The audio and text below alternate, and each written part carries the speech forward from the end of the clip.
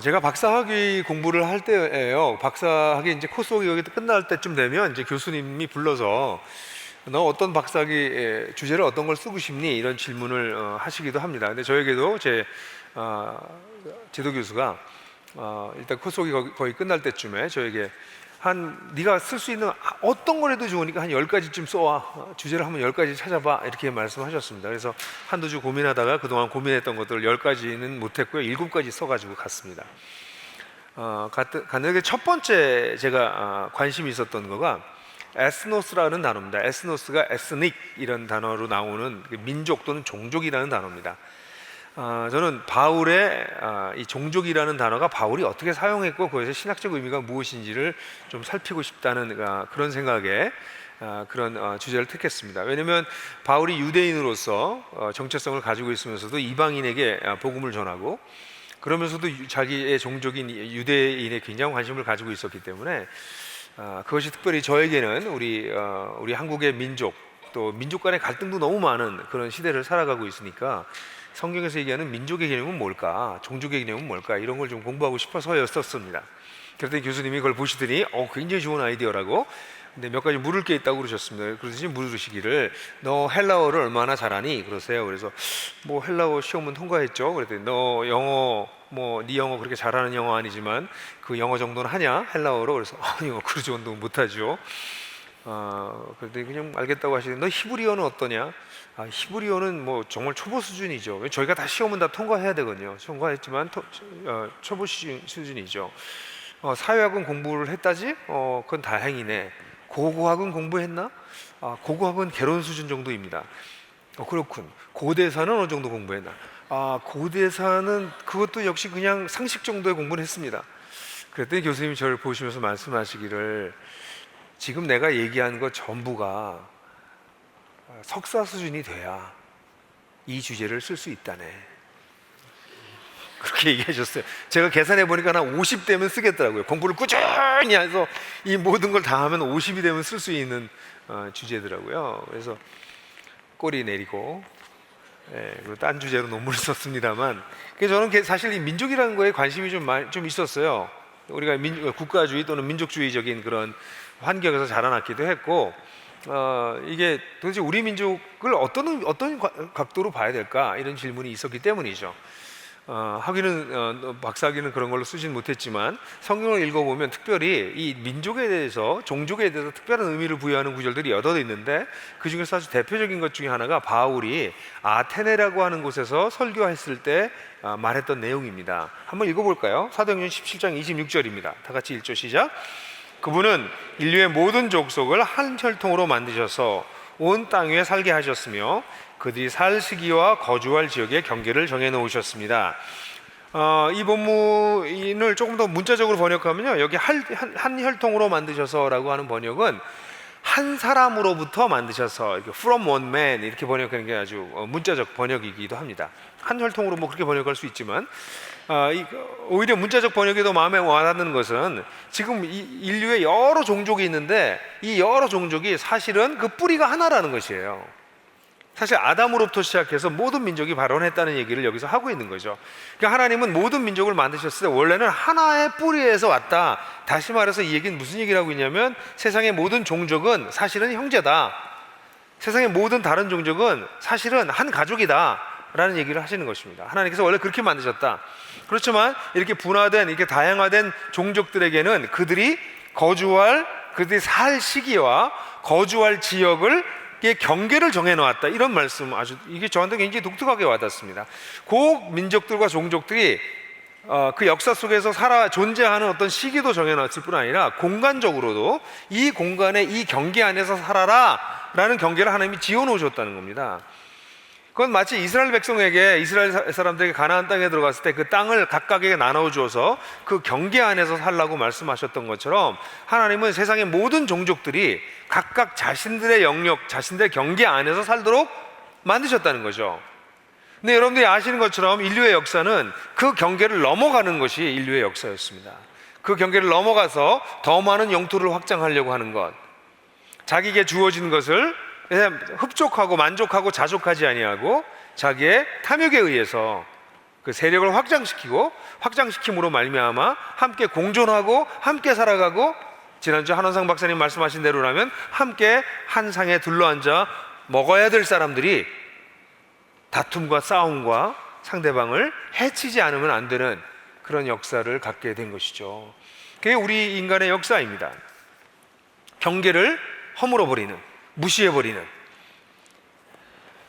사실 그래서 인류의 역사에는 여러 가지 고통들이 있었고요. 아마 그러한 고통들이 있을 때마다 모든 민족은 자신들의 자리를 다시 되찾으려고 애를 썼던 것 같아요. 자신들이 원래 있어야 될 자리를, 자신들에게 원래 부여된 고유의 권리를 되찾으려고 애를 썼던 게 우리 인류의 많은 국가와 종족들의 독립운동이 아니었나 싶습니다. 실제로 구약 성경에도 이런 독립운동의 흔적이 사실은 나타납니다. 물론 누구도 이걸 독립운동이라고 얘기하지는 않지만 잘 들여다보면 사실은 독립운동이라고 볼 수 있는데, 그것이 요즘 여러분들이 읽고 있는 느헤미야서입니다. 에스라 느헤미야서는 이스라엘 역사에 그런 이야기를 담고 있어요. 여러분들이 아시는 것처럼 이스라엘은 하나님의 뜻에 따라서 만들어진 땅을 부여받았던 그런 민족이었습니다. 그 땅을 원래 차지하고 있었던 가나안 족속의 죄가 너무 심해서 하나님께서 그 족속을 이스라엘을 통해서 심판하셨어요. 그리고 그 땅에서 가나안 족속을 몰아내시고 그 땅을 이스라엘에게 주셨습니다. 그리고 하나님께서 이 경계 안에서 너희가 살지만 너희는 세상을 본받지도 말고 하나님을 따라서 우상을 섬기지 말고 여기서 살아서 이곳에서 공의와 정의를 행해라. 그러나 너희가 만약에 우상을 섬기고 사회 속에서 약자들을 괴롭히면서 공의와 정의를 무너뜨린다면 너희들도 가나안 족속과 똑같이 쫓아낼 것이다. 그렇게 말씀하셨습니다. 성경을 잘못 아는 사람들은 이스라엘을 편애한다고 하나님께서 그렇게 이야기하지만 하나님은 이스라엘 편애하지 않으십니다. 동일한 원리로 모든 민족을 다루세요. 근데 이스라엘 백성들이 그 땅을 하나님의 도움을 받아서 차지했으나 그들은 곧 우상을 섬기기 시작하고 그들 사회 내에 이루어져야 될 정의를 이루지 못하고 특별히 사회적 약자들을 괴롭히면서 결국 하나님께서 그들의 회개할 것을 끊임없이 얘기했지만 그들은 그 말을 계속 무시해서 결국 그들은 그 땅에서 그들이 쫓아냈던 가나안 백성들처럼 똑같이 그 땅에서 쫓아냄을 당하게 됩니다. 그래서 이스라엘 역사 여러분 아시는 것처럼 주전 722년에 둘로 나뉘어졌던 나라의 북이스라엘은 아시리아에 의해서 멸망당하고 이어서 약 150년 정도가 지나고 난 다음에 587년에 남유다가 바빌론에 의해서 멸망합니다. 그리고 그곳에서 있었던 그 이스라엘 백성들은 아시리아로 바빌로니로 전부 다 쫓겨나갑니다. 그리고 그 나라에는 소수의 사람들만이 남게 되는 그런 비극을 사실 맞이하게 되었죠. 근데 이 바빌론에 의해서 그러니까 북이스라엘 남유다가 다 아시리아 바빌론에 멸망당하고 난 다음에 538년에 이 바빌론 제국도 신흥 페르시아 제국에 의해서 공격을 당합니다. 이 538년 페르시아가 근동아시아의 이 권력을 장악했던 때가 바로 우리가 느헤미야를 읽고 있는 바로 그때입니다. 바로 그때부터 한 200년 동안 이 페르시아가 고대 근동을 다스립니다. 그래서 근데 이 페르시아는 자신들이 지배하는 나라에 일정량의 자유를 허락해서 종교적 문화적 자유를 허락했어요. 단 하나, 충성을 제대로만 한다면. 그래서 이 충성심을 담보로 하여서 각 민족들, 고유의 민족들을 다소간 풀어주고 유화 정책을 썼습니다. 그 덕에 588년에 주전 588년에 처음으로 이스라엘 백성들이 이스라엘로 귀환합니다. 그것이 1차 귀환이죠. 그래서 그들은 돌아와서 무너졌던 성전을 회복합니다. 성전을 다시 짓긴 했는데 형전이 그 전에 솔로몬이 지었던 성전에 비해서 너무나 볼품 없어서 사람들은 성전을 지어놓고 한쪽에서는 통곡을 하였다라고 하는 기록이 에스라에 나옵니다. 그리고 난 다음에 성전을 지었어요. 근데 성전을 지으면 그 다음에 뭘 해야 될 것 같아요? 당연히 성벽을 쌓아야 됩니다. 여러분들 고대 도시를 이해하셔야 되는데 고대 도시는 이 성벽을 쌓음으로써 그 도시를 지켰습니다. 근데 성벽이 없다는 얘기는 들짐승은 물론이요 온갖 도적들이 마음대로 들락날락할 수 있다는 것입니다. 자기 방어를 할 수가 없다는 것입니다. 그래서 성벽을 져야 되는데 성벽을 짓지 못했습니다. 이스라엘 백성들이. 그리고 난 다음에 100년이 넘는 시간이 또 다시 지나게 돼요.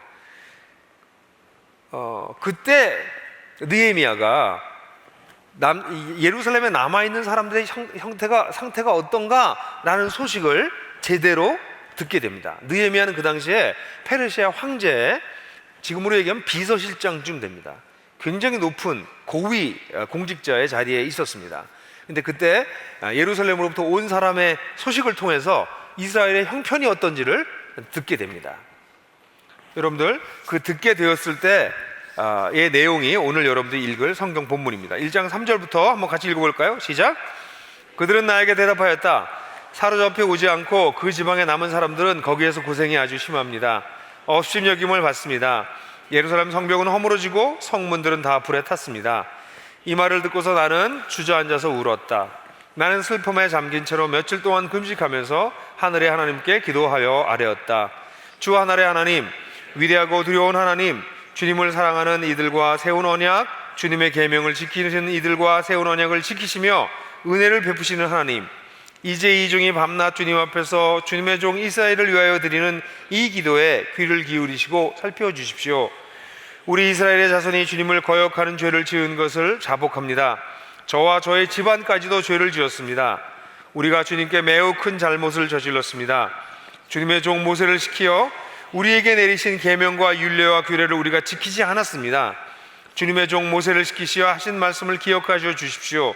우리가 죄를 지으면 주님께서 우리를 여러 나라에 흩어버리시겠지만 우리가 주님께로 돌아와서 주님의 계명을 지키고 실천하면 쫓겨난 우리가 하늘 끝에 가 있을지라도 주님께서 거기에서 우리를 한데 모아서 주님의 이름을 두려고 택한 곳으로 돌아가게 하겠다고 하신 그 말씀을 이제 기억하여 주십시오. 이들은 주님께서 크신 힘과 강한 팔로 건져내신 주님의 종이며 주님의 백성입니다. 주님, 종의 간구를 들어주십시오. 주님의 이름을 진심으로 두려워하는 주님의 종들의 간구에 귀를 기울여 주십시오. 이제 주님의 종이 하는 모든 일을 형통하게 하여 주시고 왕에게 자비를 입게 하여 주십시오. 여러분, 이 느헤미야는 사실 뭘 할 수 있는 게 없었습니다. 느헤미야는 그 나라를 떠난 2세예요. 그러니까 유대 지방에서 태어난 사람이 아니라 페르시아에서 태어난 2세입니다. 그가 아마 부모의 덕이었겠죠. 그의 언어를 기억하고 있고 그 나라를 기억하고 있었던 게 신기할 정도입니다. 벌써 나라를 떠난 지가 꽤 오랜 세월이 지났기 때문에. 근데 그가 이스라엘의 형편에 대한 얘기를, 예루살렘에 남아있는 사람들이 얼마나 무시를 당하고 성벽에 다 무너지고 성문이 다 불에 타버린 거의 폐허 비슷한 그런 상태로 전락했다는 이야기를 듣고 난 다음에 그가 뭐 어쩔 수 없지 뭐 이걸 어떻게 그렇게 하지 않았습니다. 사실 이 성벽을 재건해야 되겠다라고 하는 마음을 품게 되는데 성벽을 재건한다라고 하는 것은 결코 쉬운 일이 아닙니다. 안팎의 어려움들이 너무너무 많아요. 사실은 우리 느헤미야서를 읽으면 꽤 재미있는 이유가 뭐냐면 이 어려움들을, 안팎의 어려움들을 느헤미야가 어떻게 극복해 나가는지를 보여주기 때문에 비록 이것이 2500년 전에 쓰여진 그림에도 불구하고 어떤 역동적으로 우리가 다가오는 부분들이 있어서 느헤미야가 특별히 재미있는데요. 이 밖의 어려움은 어떤 거가 있을까요? 무엇보다도 이거는 까딱 잘못하면 역적의 죄에 몰릴 가능성이 있습니다. 성을 다시 쌓는다라고 하는 것은 그건 도시국가를 다시 재건한다는 뜻으로 보일 수 있거든요. 그러니까 이 페르시아의 절대 권력 밑에 있는 이 나라가 그 성전을 다시 짓게 해줬는데 그것도 몰래 하는 게 아니라 왕에게 얘기해서 제가 성벽을 재건하겠습니다라고 얘기하는 것은 오해를 살 수 있는 굉장히 위험한 말입니다. 모난 돌이 정 맞는 정도의 문제가 아니라 이거는 긁어부스럼을 할 수 있는 그런 일인데도 불구하고 그런 굉장히 위험스러운 일을 시도하려고 합니다. 당연히 여러분 산발랏 도비앗이라고 하는 사람이 느헤미야 계속 나오죠. 이 사람들은 그 토호 세력입니다.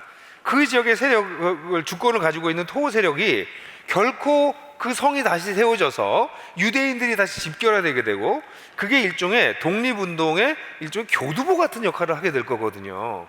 그런 교두보 같은 역할을 하게 하는 것을 내버려 둘 리가 없습니다.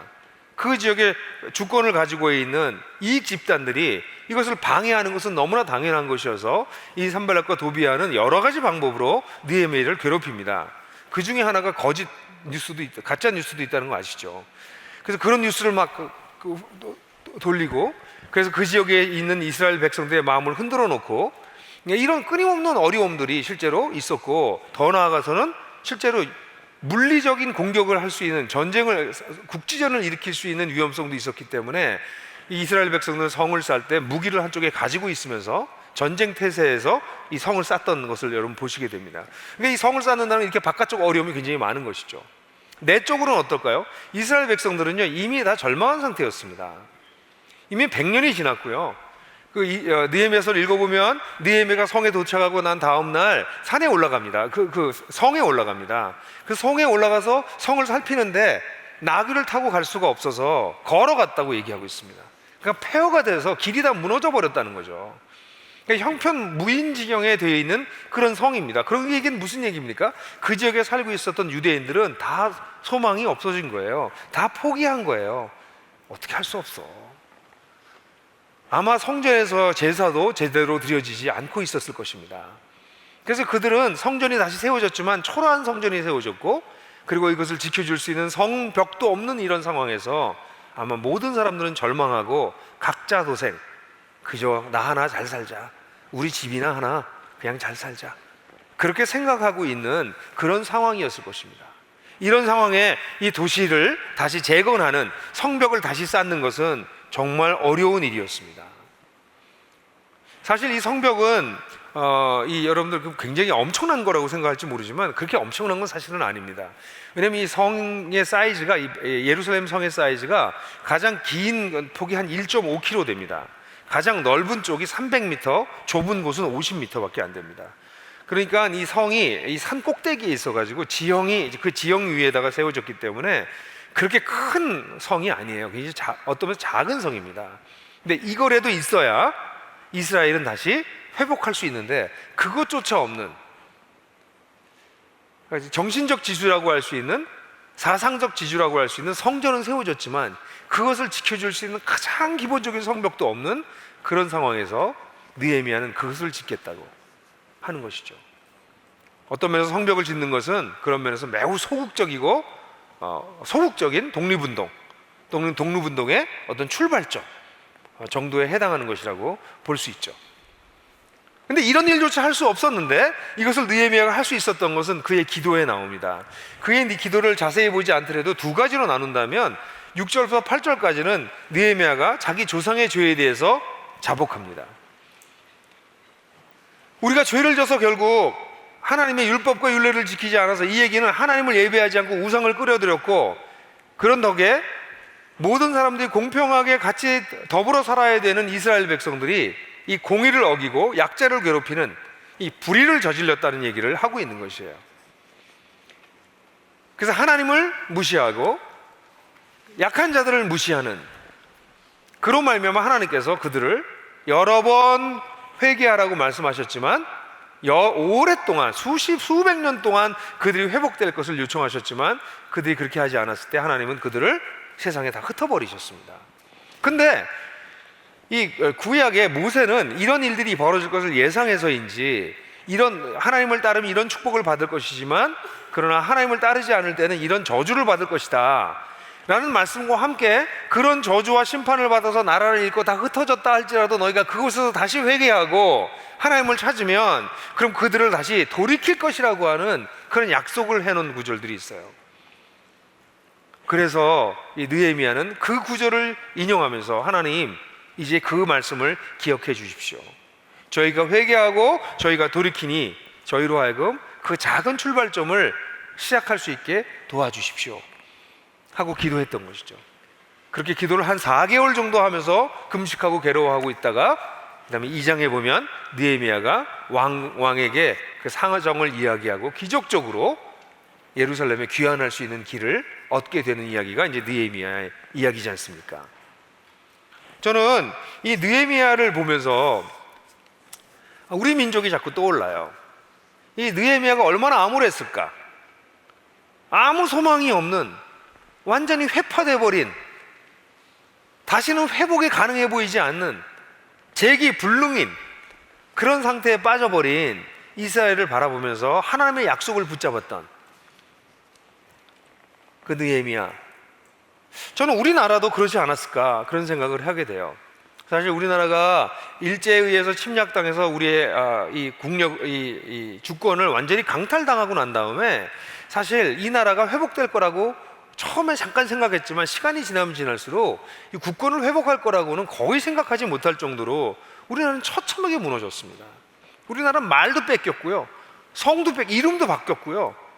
이 정도로 끔찍한 일을 당한 나라가 없습니다. 맞지 않습니다. 이 나라의 젊은 여성들이 성노예로 끌려가고요, 곳곳에 노역으로 끌려가서 이름도 없이 쥐두새도 모르게 죽어간 수많은 사람들이 있고요.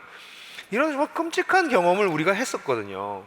그런 상황에서 마치 이스라엘이 그 별 볼 일 없는 성벽 하나 세우면서 이스라엘의 재건을 꿈꿨던 느헤미야와 같은 사람처럼 이 나라에서도 정말 무너진 나라에서 임시정부를 세워서 다시 이 나라가 회복될 것을 꿈꿨던 사람들이 있었다라고 하는 것은 정말 신기한 일이고 대단한 일이 아닌가 이렇게 생각이 들어요. 특별히 임시정부에 대해서는 너무나 오랫동안 무시되어 왔고 또 주목을 받지 못하다가 올해 임시정부 수립 100주년을 맞아서 임시정부에 대해서 또 지난 우리 독립운동들에 대해서 다시 이렇게 재조명을 받는 것은 참 그나마 다행한 일이다 이런 생각이 들기는 해요. 임시정부는 여러분들이 아시나요? 모르시는 분들 너무 많더라고요. 사실 1919년 3월 1일 3.1 운동이 일어난 바로 다음 달 4월 11일 날 상해에서 세워집니다. 그러나 임시정부는 여러분들이 임시정부 상해 가보시면 보겠지만 정말 그냥 셋방이에요. 셋방. 좀 형편없는 방입니다. 그게 임시정부래요. 그 임시정부가 있었던 방입니다. 그런 것이 임시정부가 하나만 있지 않았죠. 이 경성, 서울에도 하나 있는 걸로 쳤습니다. 사실 거기 뭐 드러내놓고 있을 수 없었지만 경성에도 하나 있다. 또 하나는 러시아 연해주에 있다. 이거 말고도 몇 개가 더 있었지만 이 세 개가 그나마 컸어요. 그래서 4월 11일 날 임시정부가 만들어지고 9월 달에 이르러서 이 9월 11일 날 이 임시정부들이 통합되게 됩니다. 그런데 4월 달에 상하이에서 만들어진 임시헌법이 있는데 그 임시헌법에서 이 나라의 국호를 대한민국으로 정합니다. 대한민국이라는 이름을 정하게 된 이유는 고종이 대한제국이라고 하는 것을 창설했었습니다. 제국, 황제의 나라. 근데 이 제국이 결국은 일제에 완전히 합병돼 버리고 난 다음에 그리고 3.1 운동을 하면서 그 이후에 또 임시정부를 세우면서 우리는 대한민국, 황제의 나라가 아니라 국민의 나라, 백성의 나라라는 의미에서 대한민국이라는 이름을 지었던 것이죠. 사실 이 대한민국이라고 하는 이름을 1948년 7월에 재헌국회가 처음 만들어졌던 국회에서 대한민국이라고 하는 이름도 그것을 그대로 계승합니다. 그리고 여러분들이 아시는 것처럼 우리 헌법 전문에도 대한민국 임시정부에 대한 계승의식을 명문화하였죠. 이때 우리가 대한민국이라고 하는 나라를 지었을 때 이 나라의 정체성을 민주공화국이라고 얘기했습니다. 사실 이게 1919년에 얘기했다고 하는 것은 굉장히 의미 있는 일입니다. 민주는 여러분들이 아시는 것처럼 모든 시민이, 모든 백성이 주인이 된다는 뜻입니다. 근데 공화라는 것은 우리가 공화당이 있어서 옛날에 공화당이 매우 보수적인 이런 입장이고 또 미국 공화당도 약간 그런 입장이어서 공화당이면 대충 그런 것보다 이렇게 생각할지 모르지만 공화는 사적인 이익을 추구하는 것보다 공적인 이익, 공동의 선, 이게 더 중요하다라고 생각하는 도덕 철학입니다. 이것이 정치적으로 나타날 때 이것을 공화정이라고 표현하는데요. 개개인의 이익을 추구하는 것이 아니라 우리 모두의 공적 유익을 추구하는 것을 공화정이라고 보는데 그때 우리 믿음의 이 나라의 선조들은 이 나라는 민주공화국이 되어야 될 것이다 라고 우리나라의 방향성을 그렇게 설정했던 것이죠. 근데 이런 임시정부를 만들 때 임시정부가 매우 작고 보잘것이 없었는데 그럼에도 불구하고 이 임시정부를 만드는 것이 굉장히 어려웠습니다. 근데 임시정부 그러면 뭐 안창호 선생, 김구 선생 또 뭐 이동영 뭐 등등 여러 사람들 여러분들 떠오르실지 모르겠는데 그분들 중에서 이름이 가장 잘 알려지지 않았으나 임시정부가 세워지는데 어쩌면 가장 혁혁한 공을 세웠던 분이 한 분 계시는데 그분이 바로 손정도이십니다. 손정도 목사님이십니다. 저는 이 손정도 목사님을 보면서 어쩌면 손정도 목사님은 느헤미야의 마음과 같은 마음으로 성벽을 재건하듯이 이 임시정부를 세웠겠구나라는 생각을 하게 됩니다. 손정도 목사님은 1972년도에 1872년에 평남에서 태어나셨습니다. 아주 유학의 집안의 분홍이었다고 그래요. 그래서 1902년에 들어서 과거 시험에 들으러 평양 가다가 하룻밤 묵었던 집에 이름을 모릅니다. 조아무개 목사입니다. 조씨성을 가진 목사님에게 이야기를 듣다가 기독교를 소개를 받아요. 그리고 깜짝 놀랍니다. 그리고 그는 그 자리에서 상투를 자르고 기독교를 개종합니다. 이 손정도 목사님보다 한국사에 더 유명한 분은 손원일 제독입니다. 손원일 제독은 이따가 잠깐 제가 언급하겠지만 손정도 목사님의 맏아들이에요. 우리나라 해군을 창설한 분입니다. 이 손원일 제독의 그 회고록에 따르면 이렇게 말했습니다. 평소 괄괄하고 열정적인 성품이었던 청년은 당장에 몸을 떠는 감동을 맛보았다. 불과 하룻밤도 안 되는 사이에 청년 손정도는 기독교에 몸을 맡기는 변신을 이룬 것이다. 그래서 그때 돌아섭니다. 그리고 집으로 돌아와서 바로 이분이죠. 네. 제가 이분을 좀 닮지 않았나 이렇게 턱선이 좀 이렇게 닮고 싶어요, 진짜.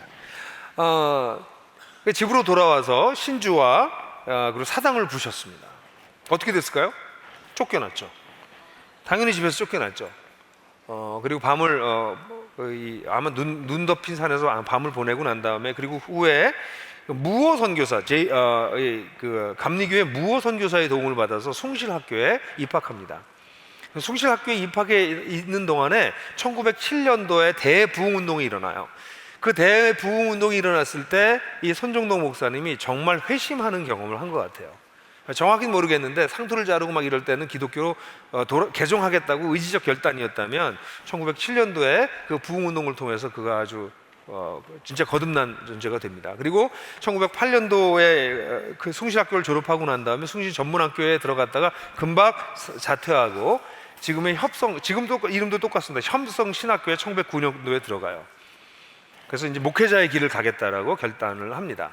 그래서 1910년에는 만주에 선교사를 가고요. 또 1912년에는 만주뿐만 아니라 하얼린 선교사로 재파송됩니다. 그러니까 그 당시에는 신학교 가자마자 막 선교사로 내보낼 정도로 일꾼이 부족할 때였습니다. 그러니까 준비된 사람은 그냥 선교사로 보냈는데 손정도 목사님은 그때 목사님은 아니었죠. 근데 이미 사역을 굉장히 잘하셨어요. 근데 1912년에 이렇게 만주 하얼빈 이쪽에 일을 하다가 카츠라 암살 모의에 체포돼서 일경에 체포됩니다. 그 당시에 일본의 중요한 요직에 있었던 수상이라든가 이런 고위직들을 암살하려고 하는 여러 시도가 있었는데 그중 하나가 카츠라 암살 모임입니다. 카츠라 데프라 그 협약이라는 걸 들어보셨나요? 그 협약을 했던 바로 그 사람이죠. 이 사람의 그래서 여기 잡혀서 그때 엄청난 고문을 당하셨더라고요. 그래서 얼굴에 상처가 생긴 정도가 아니라 얼굴의 형태가 약간 변형될 정도로 그 고문을 당했다고 그럽니다. 그런데 끝까지 그 고문에서 가담했던 사람들을 얘기하지도 않고 결국은 진도로 유배당합니다. 진도로 유배돼서 한 2년 정도를 있게 되는데요. 진도로 유배된 그곳에서도 계속 복음을 전해서 회심한 사람들이 일어나고 일경조차도 영향을 받는 그런 일화들이 남아 있습니다. 그러다 1914년에 이제 석방이 돼요. 석방되고 난 다음에 여기 동대문에 가면 동대문 감리교회 있거든요. 바로 요 옆에 그 동대문 감리교회를 맡아서 사역을 시작합니다. 근데 이분이 워낙 설교를 잘했나 봐요. 이번에 설교문을 좀 찾아보려고 했었는데 아직 못 찾았습니다. 아마 누구 연구자들이 가지고 있을는지는 모르겠는데 제대로 출판된 게 없어서. 근데 이분의 그 설교를 통해서 교회가 막 부흥했다고 그래요. 1년 사이에 몇백 명이 늘고 이런 일이 벌어졌습니다. 그 다음에 여러분 정동에 가면 정동감리교회 있죠. 정동감리교회에 그 현순이라고 하는 목사님이 뒤를 이어서 그곳으로 다시 감리교회에서 그쪽을 보냅니다. 그래서 이쪽 동대문 감리교회에서는 막 연판정 놀리고 그랬대요. 우리 목사님 데려가지 마세요. 이렇게 그럴 정도로 아주 젊은 목사였는데 그래서 가서 정동 감리교회에서도 사역을 했습니다. 이 사역에서 청년회를 다시 활성화시키고 그리고 또 아주 역사에 남는 일 중에 하나는 그 당시에 이렇게 예배드릴 때는 남자랑 여자랑을 이렇게 나눠서 예배를 드렸어요. 가운데 이렇게 막을 치고 예배드렸거든요. 그 막을 걷어버렸습니다. 그래서 그렇게 됐는지 모르지만 교회가 엄청나게 부흥을 했습니다. 예, 그래서 그런 건 아니겠죠? 그래서 그 당시에 기록을 보면 2,772명이라고 하는 교인이 참 올 정도로 그 당시 국내 최고의 최대 교회가 됩니다. 정동감리교회가. 이게 바로 손정도 목사의 그런 그의 영성, 설교, 헌신, 그리고 민족을 향한 사랑, 이런 것들이 녹아져서 수많은 사람들에게 영향을 끼치고 젊은이들에게 특별히 영향을 끼쳐서 그렇게 많은 사람들이 그 당시에 몰려들었다고 그래요. 그러다가 그가 이런 설교를 하면서 이 나라가 단순히 이렇게 예배만 드리고 있을 수가 없다, 독립운동을 적극적으로 해야 되겠다는 생각을 했었던 것 같아요. 그래서 1918년에 신병치료차 휴직원을 내고선 평양으로 내려갑니다. 그리고 그때부터 본격적인 독립운동을 시작해요. 그러니까 1919년 3.1 운동을 같이 준비하고 있었고요. 준비하다가 여러분 파리 강화 조약이 그때 열렸습니다. 파리 강화 조약은 제1차 세계대전의 전후 문제를 해결하기 위해서 각국의 정상들이 모이는 그런 회의였는데, 거기에 우리나라의 상황을 알리기 위해서 의천왕, 그 당시에 의친왕 이강공을 거기에서 보내려고 하는 시도를 합니다. 그래서 그 일을 주도해서 그는 상하이에서 준비하고 있었는데, 불행하게도 이강공이 잡히게 돼요, 만주에서. 그래서 다시 압송되면서 이 일은 그냥 무로 돌아갔고요. 우리 손정도 목사는 상하이에서 이때부터 임시정부를 조직하는 실무를 뒤에서 하기 시작했습니다. 이분 특징이 자기 이름을 드러내지 않고 뒤에서 일하는 특징이세요. 그래서 이분에 대해서는 겉에 드러나지 않지만 사실 이분은 사상이 어떻든 사람이 어떻든 모든 사람들을 끌어안으면서 이 독립을 이루기 위해서 애썼던 분입니다. 그래서 그 당시에 여러분 천도교의 영향이, 우리 동학 이후에 천도교의 영향이 우리나라에 가장 강했거든요. 그래서 이 천도교 쪽과 얘기해서 그 당시에 10,000원, 10,000원을 지원을 받았습니다. 지금으로 계산하면 10,000원이면 8억에서 10억 정도의 사이입니다. 그러니까 우리 교회가 이번에 비전 펀드 한 거 그거 정도입니다. 그러니까 그 10억 정도를, 그리고 또 동시에 미국 선교부에서 또 10,000엔을 기부를 받도록 해내서 그런 걸로 임시정부를 세우는 기반을 다지기도 했습니다. 그는 처음에 임시정부에 임시정부 임시의정원 회의에서 부의장으로 선출됐는데, 의장은 이동령이었습니다. 근데 이동령이 이틀 만에 사퇴하는 바람에 이틀 후에 그는 의정 원장이 되기도 합니다. 의정 원장이 돼서 그때부터 적극적으로 이 임시정부를 이끌어 나가려고 애를 많이 씁니다. 그는 그가 가지고 있었던 기독교적 그런 배경으로 뭐 중국에서 감리교 세계대회가 벌어진다면 거기에 대한예수교 진정서이라고 해가지고 어떤 상황이 벌어지고 있는지를 보고하기도 했고, 또 대한야소교 진정회를 조직해가지고 국내외 교회들에게 이 독립운동을 도와달라고 하는, 거기에 헌금해달라고 하는 요청을 하기도 했습니다. 그가 했던 일 중에서 아주 재밌는 일 중에 하나는, 여러분 우리나라 임정의 초대 대통령이 누군지 아십니까? 1대 대통령? 이승만 대통령입니다. 근데 이승만 대통령이 재밌게 상하이 임시정부가 세워졌는데도 상하이에 안 왔어요. 위험하다, 뭐 여러 가지 이유로 안 왔습니다. 그래서 그냥 미국에 머물러 있는데 이승만 대통령을 설득해서 상하이로 데려와서 잠깐이지만 임시정부가 이제 뭔가 자리를 잡나 보다 라는 생각이 들게 하는 일을 했던 사람이 바로 이 이분 호가 해석입니다. 해석 손정도 목사와 여러분 도산 안창호입니다. 이 도산과 해석은 굉장히 절친한 친구였다고 그래요. 이 두 사람이 정말 애를 써서 우리 이승만 대통령을 모셔왔어요. 대통령이 그 임시정부에 있었는데 여기 없으니까. 근데 그분 뭐 금방 다시 떠났습니다. 다시 미국으로 가버렸습니다. 그래서 사실은 그 이후에 이 임정은 정말 사상 갈등, 노선 갈등 이런 것들로 지리멸렬한 싸움이 계속됐습니다. 근데 이걸 어떻게 해서든지 하나가 되게 하려고 애를 썼던 분이 바로 손정도 목사님이세요. 근데 그분은 참 재미있는 건 1922년에는 한국 적십자 회장을 하면서 동시에 한국 노병회라고 하는 군인들을 양성해서 독립운동을 할 수 있도록 하는 군대도 양성을 했습니다. 이해가 안 가지 않으세요? 적십자 운동과 군인 양성하는 군대를 만드는 일이 그에게는 충돌하지 않는, 평화를 이루며 나라를 되찾는 것이 그에게는 서로가 갈등을 일으키는 그런 문제가 아니었습니다. 그는 그런 과정 속에서도 끊임없이 상하이 교회, 길림성 교회 등등을 섬기면서 그리스도인으로서의 역할을 계속 아주 적극적으로 해 나가십니다. 이렇게 균형을 이룬 것에 대해서 굉장히 저는 관심이 많은데 이 1차 자료가 지금으로서는 충분치 않아서 더 자세한 자료는 알 수 없지만 그분의 움직인 걸 보면 참 재밌다, 이분 참 신기하다 이런 생각이 듭니다.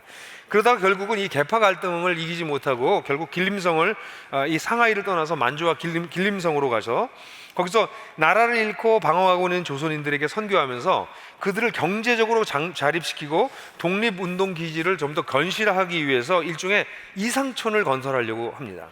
그래서 자기가 가지고 있었던 조선에 있었던 강서에 있었던 땅을 전부 팔아서 그 땅을 가지고 이곳에 땅을 삽니다. 그렇게 해서 서로 돕는 일종의 기독교 공동체를 그가 만들어내려고 해요.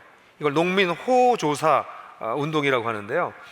그래서 이걸 통해 가지고 거기에 만주의 땅을 이제 매입해 가지고 그래서 많을 때는 거의 100호 정도의 집이 모여서 같이 사는 그런 마을을 만들어냅니다. 근데 여러분들이 우리 느헤미야 본 거랑 똑같이 거기에도 도비아 산발렛 같은 사람이 있었던 거죠. 토호 세력의 끊임없는 방해와 지방 정부의 방해 그리고 일본의 밀정들의 공격으로 인해서 결국은 이 일이 실패하게 됩니다. 그래서 이것이 실패하고 난 다음에 1929년에 접어들어서 손정도 이분은 건강이 너무나 악화됐어요. 고문 후유증이 너무나 심했고요. 그리고 너무나 과로를 많이 했기 때문에 결국 몸이 힘들어졌습니다. 그러다 1931년에 2월 19일에 북경 식구들을 만나고 길림으로 돌아온 직후에 교포집에서 식사를 하던 중에서 다량의 피를 토하시고 병원에 입원했다가 소천하셨습니다. 1941년에 별세하셔서 지금은 국립현충원에 묻혀 계시다고 그러더라고요. 저도 한번 여기 가봐야 되겠다는 생각을 하게 됐습니다. 좀 더 역사를 공부해서 거기에 누가 왜 묻혀 있으신지에 대해서 너무 내가 몰랐구나. 한번 가서 어떤 분들이 계시는지 한번 봐야 되겠다 그런 생각을 좀 하게 됩니다. 특별히 특이한 것은 길림성에 있을 때 김일성을 돌봐줬어요. 1926년에. 근데 이 김일성을 돌봐준 것을 언제 알게 됐냐면 김일성이 김일성 회고록을 7권을 씁니다. 1992년에 출판되는데 그 회고록 2권 1장에 손정도 목사라는 제목 아래 손정도 목사에 대한 얘기가 길게 나옵니다. 그냥 한마디로 김일성은 그를 이 손정도 목사님을 생명의 은인이라고 소개하고 있습니다. 김일성이 부친을 사별하고 난 다음에 길림으로 왔을 때 손정도 목사의 교회에 출석하면서 신앙을 배웠습니다. 평양에 가보시면 약간 종교적이라는 느낌이 굉장히 강합니다. 근데 그런 개념들이 이때 그가 얻은 것이 아닐까 그렇게 생각이 됩니다. 그리고 그는 손정도 목사의 자녀들과 형제처럼 지냈고요. 근데 여기서 사회주의 방향으로 조선인 6일 학우회를 만들어 가지고 이끌었는데 그때 이게 자꾸 세력화되니까 중국 공안 당국에 체포되어서 7달 정도 감옥에 들어가서 김일성이 옥고를 치릅니다. 그래서 이때 손정도 목사님이 관리들에게 뇌물까지 주면서 그를 석방시켰고요. 일본 군경의 공격이 또 가까이 오는 것을 보고선 그를 피신시키기도 했습니다. 그래서 김일성은 그렇게 말합니다. 이 손정도에 대해서 한 생을 목사의 간판을 걸고 항일 성업에 고스란히 바쳐온 지조가 굳고 양심적인 독립운동가였으며 이름난 애국지사였다라고 평가했습니다. 다른 곳에서는 나와 사상은 달랐지만 그는 이 나라와 이 조선인을 사랑하는 애국지사였다. 뭐 이런 표현도 했습니다.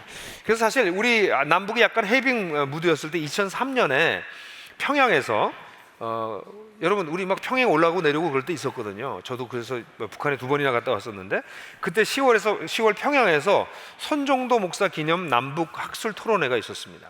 이 손정도 목사는 그런 면에서는 남쪽이나 북쪽에서 다 존경받는 그런 사람입니다.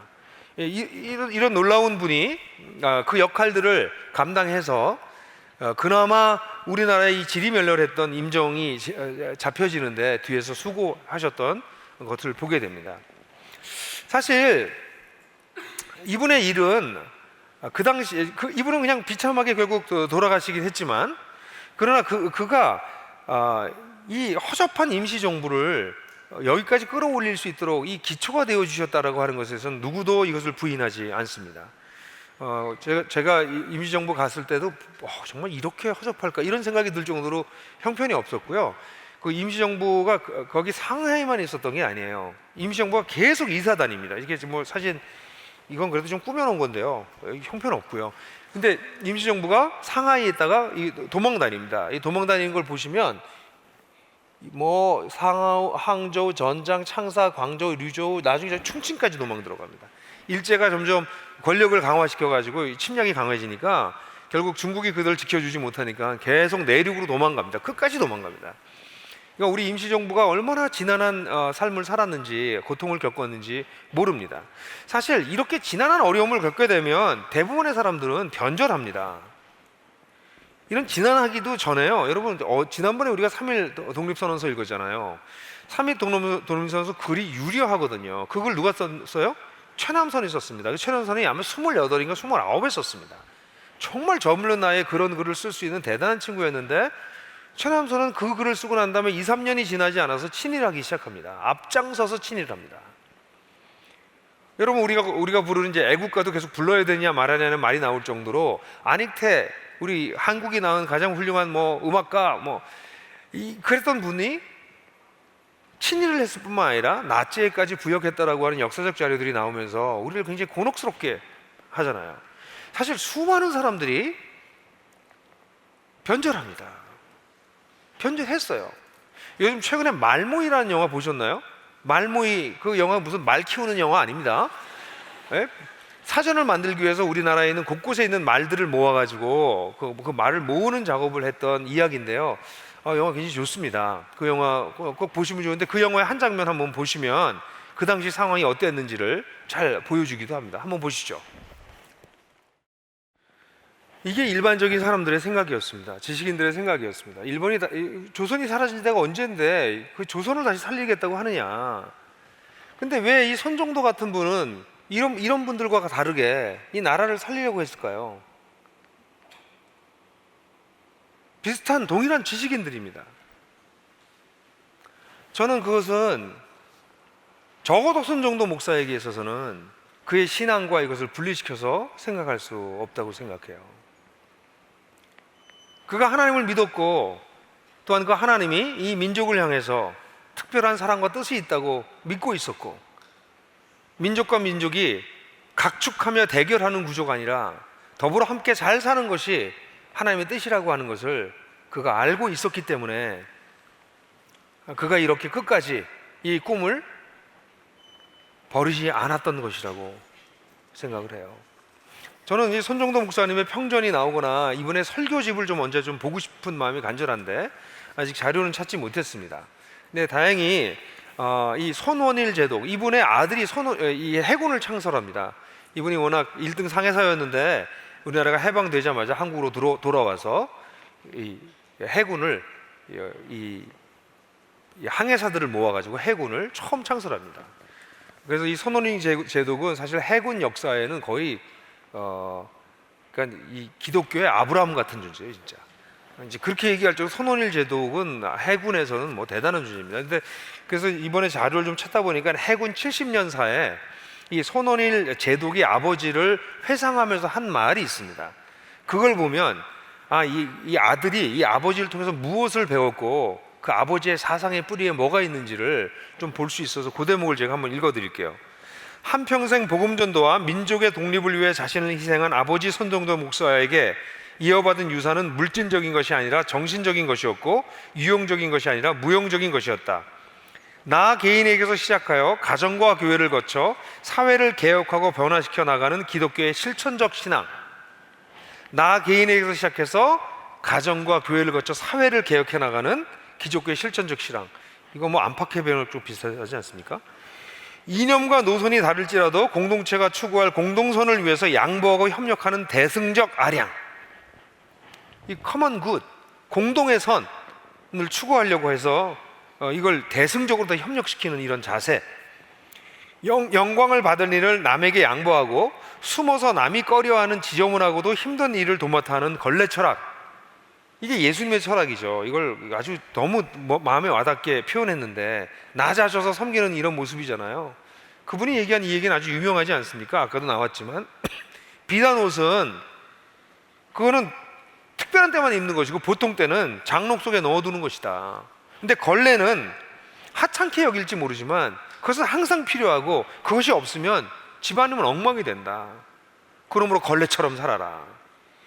이게 손정도 목사님의 사상인데, 이것은 예수님의 사상을 그대로 이 낮아져서 섬기는, 자기를 희생하고 낮아져 섬기는 표현을 한국적으로 표현한 것이 아니고 무엇이겠습니까?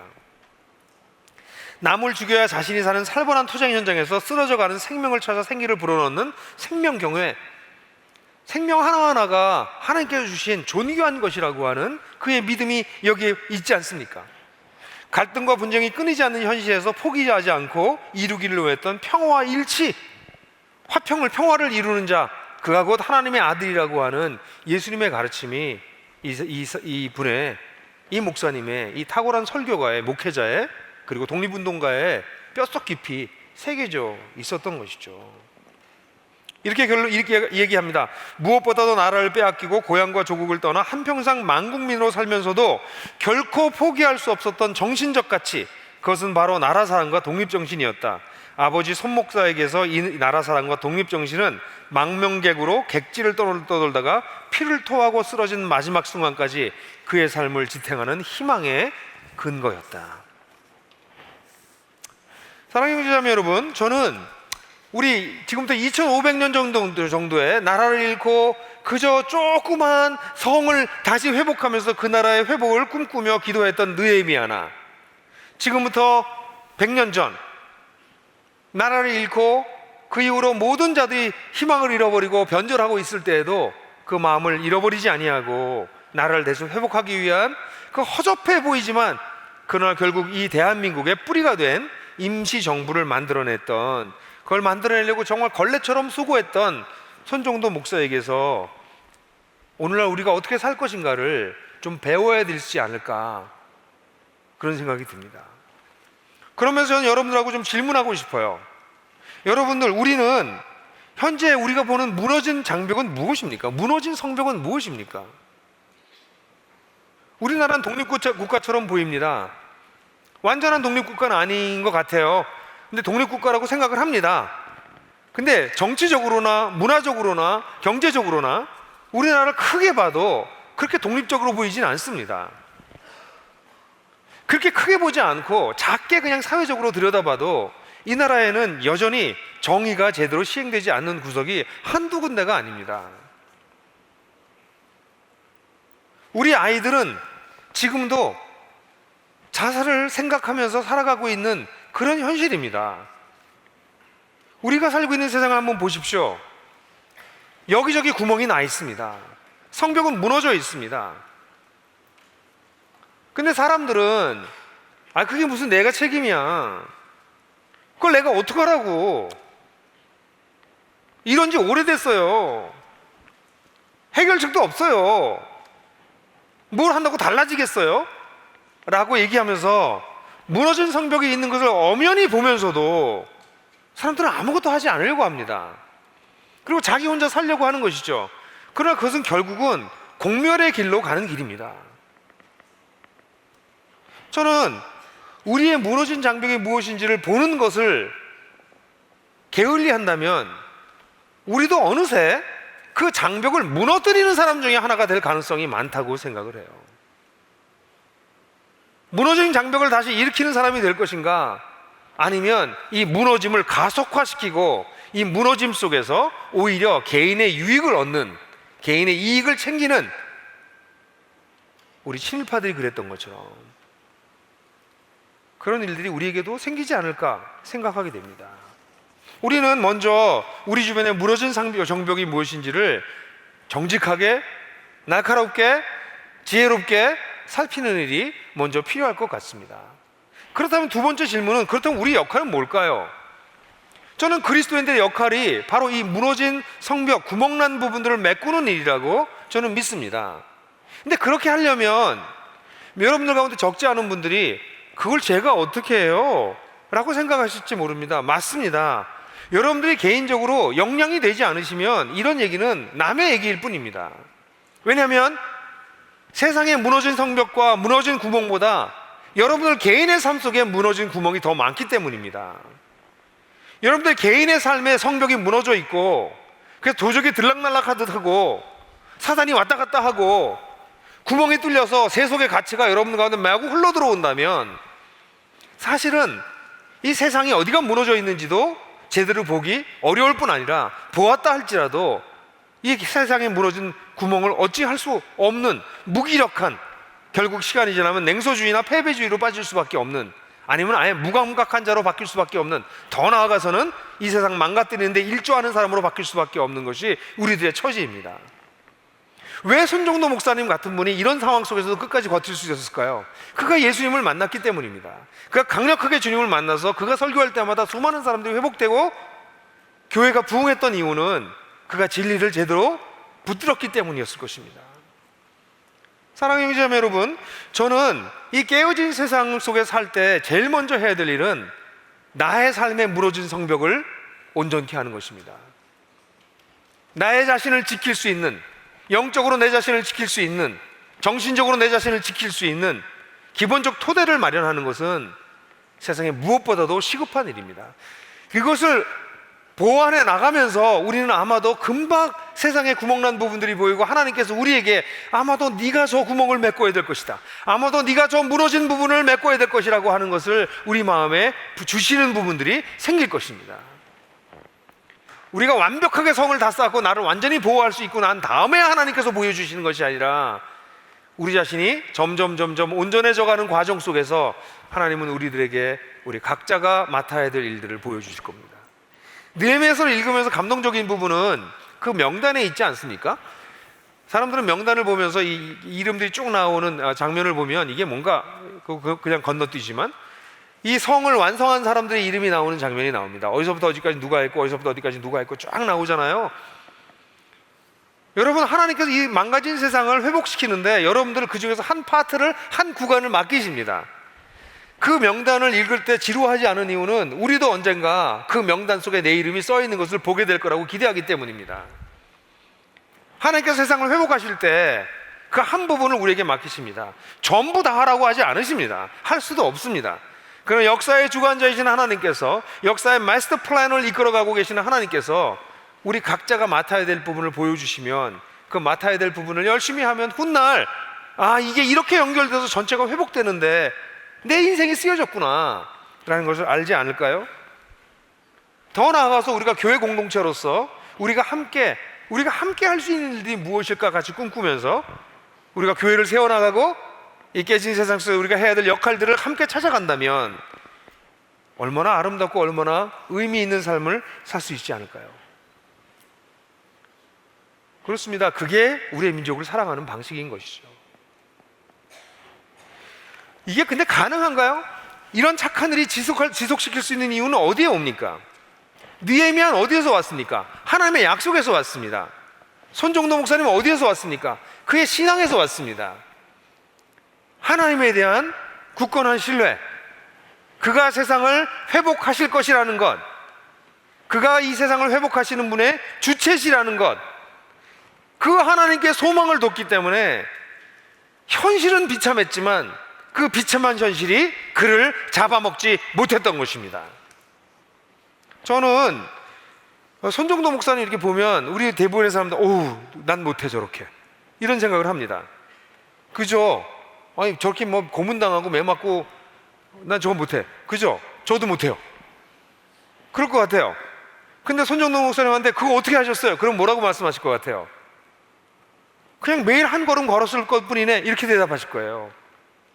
매일매일 중요한 결정을 내릴 때 자기가 받은 사랑의 근처에서 자기가 믿고 있는 바에 의해서 그냥 한 걸음 걸은 것입니다. 그리고 그 다음날 또 한 걸음 걷는 것입니다. 그렇게 한 걸음 걷다 보면 나중에 그의 인생이 이렇게 완성되는 것입니다. 근데 수많은 사람들이 그 하루에 한 걸음을 걷지 않는 것이죠. 100걸음 1000걸음은 못 걸어갈 거라고 얘기하니까 누가 100걸음 1000걸음을 한 걸음에 달릴 수가 있습니까? 아무도 못합니다. 손정도 목사님도 그렇지 않고 세상 속에 있었던 우리 앞에 있었던 우리의 믿음의 선배들 모두 다 하루에 한 걸음만 걸은 것입니다. 우리가 이런 착한 일을 지속할 수 있는 이유는, 그리고 어쩌면 꿈에도 꿀 수 없는 일들을 어쩌면 우리 인생을 통해서 할 수 있게 되는 이유는 하나님을 신뢰하는 것을 기초로 해서 매일 그저 조용히 한 걸음을 떼어놓을 때 가능한 것입니다. 사랑하는 기자 여러분, 저는 역사를 공부하면 공부할수록 더더욱 그렇네요. 정말 우린 빚진 인생이구나. 오늘 우리가 누리고 있는 수많은 것을 위해서 누군가 변절할 때 소수였지만 이걸 붙들고 씨름했던 분들이 계셨구나. 그분들 덕에 오늘날 우리가 누리고 있는 수많은 것을 그나마 누리는구나. 사랑하는 기자 여러분, 우리도 인생을 살게 될 것이고 우리의 인생도 역사에 기록될 것이고 우리의 후대가 우리의 역사를, 우리의 인생을 평가할 것입니다. 저는 여러분들과 제가, 우리의 후대가 선배님들이 계셔서, 선조님들이 계셔서 저희가 좀 더 나아졌습니다. 감사합니다. 어쩌면 우리 후대들이 우리를 기억하지 못한다 할지라도, 손전도 목사님을 수년 동안 아무도 기억하지 못했던 것처럼 우리의 것을 아무도 기억하지 못한다 할지라도 우리 주님께서 나는 알고 있다. 착하고 충성된 종아, 내가 작은 일에 충성하였구나. 저는 우리 모두가 그런 칭찬을 받게 되기를 간절히 바랍니다. 이런 놀라운 삶을 살 수 있도록 우리를 인도하시는 그분께 우리 모두 소망을 두고 오늘도 내일도 한 걸음씩만 같이 걸어가십시다. 같이 시간에 1분 동안 침묵하겠습니다.